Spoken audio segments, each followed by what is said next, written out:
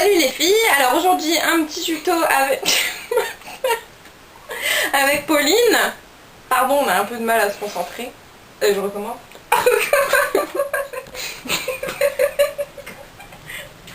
Tu comprends maintenant les acteurs pourquoi ils ont du mal? Non, je pense qu'on va être obligé de laisser 2-3 rires au début, après on se calmera. Ok, parce que mais sinon... je vais m'arranger pas qu'on va maintenant. Salut les filles. Marrant mais Pauline. Salut les filles, alors bon, c'est pas grave, on fera un best-of. Alors, comment? Salut les filles, donc désolé on a un petit peu de mal à se concentrer mais on va y arriver. Donc aujourd'hui on va faire un petit tuto pour les yeux, sur les yeux marrons. Donc je vais mettre de Pauline ma soeur, n'est-ce pas, qui va me servir qui va me servir de modèle. Désolée pour les 2-3 rires, c'est normal. Hein. Et donc voilà, c'est suite à une commande, donc voilà, je voulais vous montrer comment maquiller les yeux marrons. Je vais aussi en profiter pour vous montrer les produits dont j'avais parlé la dernière fois parce que c'est Pauline qui les avait.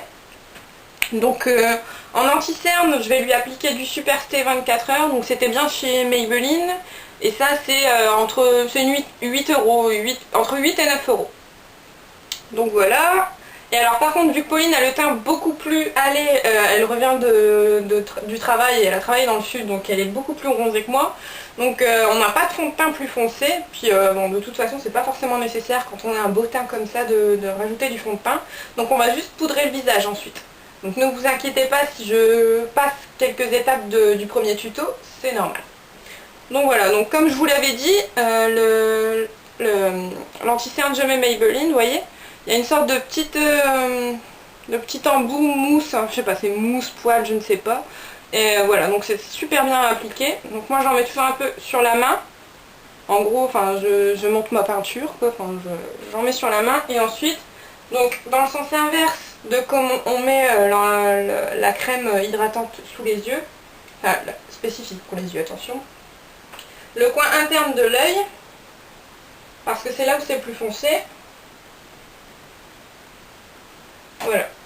Et maintenant, mon geste préféré, le tapotage. Voilà. Et on tapote. Alors, je vais te mettre à ta hauteur, Pauline. Voilà. Alors, Pauline a eu le bon réflexe.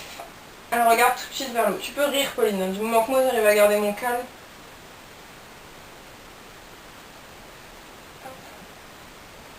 Ça te plaît que je te tripote comme ça, hein? Ah mais oh! Tu peux rire mais tu ouvres, hein? Ah non!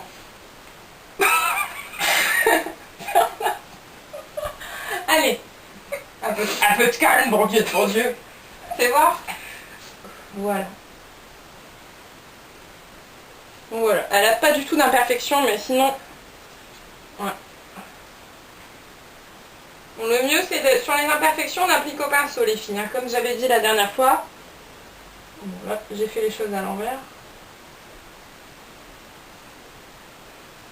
Ah oui, et un petit truc pour ce qui est des imperfections et des cernes aussi, il faut jouer sur la complémentarité des couleurs.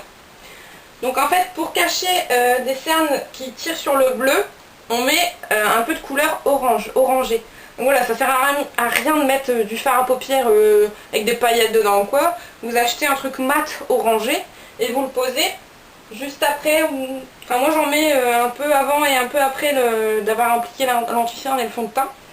Et en fait ça permet le orange mélangé avec le bleu des cernes, enfin le bleu violet des cernes, ça donne couleur chair en fait. Donc en fait ça estompe quand même pas mal les cernes. Et par contre sur les boutons, donc ne vous inquiétez pas, vous n'allez pas ressembler à Hulk. Mais sur un bouton qui est bien rouge, on met du vert. Rouge et vert, pareil, ça fait couleur chair. Donc voilà, enfin je ferai un tuto, je pense, j'essaierai de montrer un petit truc là-dessus. En attendant, bon voilà, là il n'y a pas grand chose à cacher, donc on va laisser comme ça. Donc voilà. Donc ensuite, alors Pauline elle utilise de la poudre compacte de chez Maybelline. Donc vous voyez, on est vraiment adepte de Maybelline parce que bon voilà, c'est pas cher et ça tient bien. Donc c'est Affinitone, poudre unifiante ton sur ton. Et là c'est la teinte 21 qui est nude, beige nude. Donc voilà. Donc c'est bien parce que vous avez le petit miroir. J'espère que vous n'avez pas vu le bordel qu'il y a derrière les yeux quand je vous ai montré le miroir. Et une foufoune. Donc voilà. Toujours, on part toujours du centre du visage, on tamponne sur les cernes.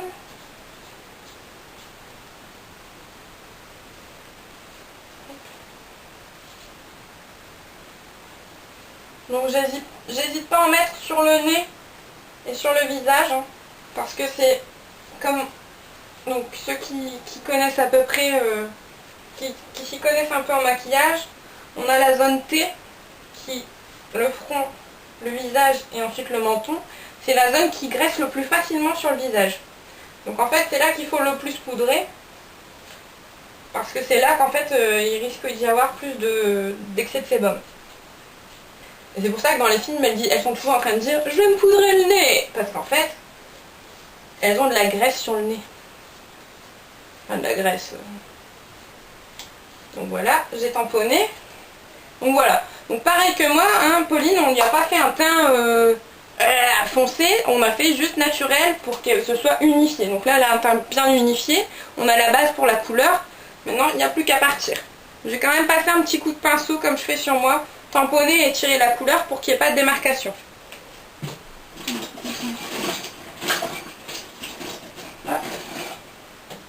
Voilà, là je rajoute un peu de matière parce que vu que c'est une poudre compacte, il y en a moins qui vient, que ce soit sur un pinceau ou sur une éponge.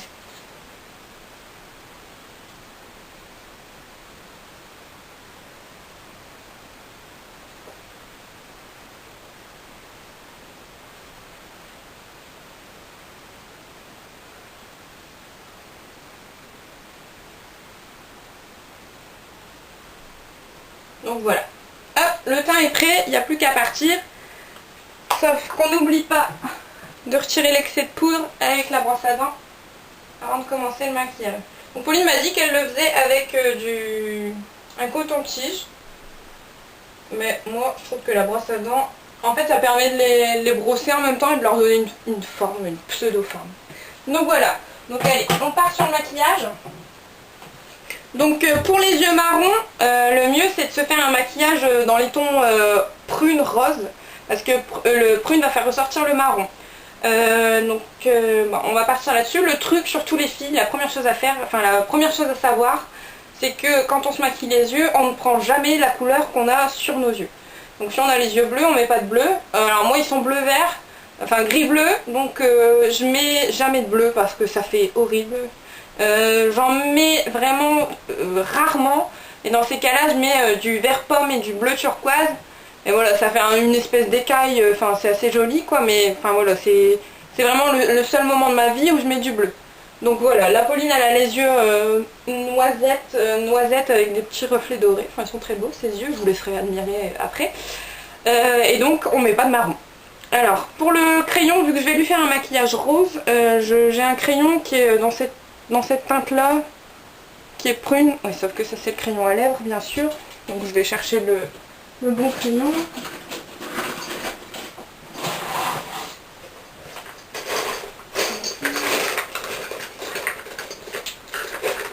Je pense qu'on va recommencer la vidéo.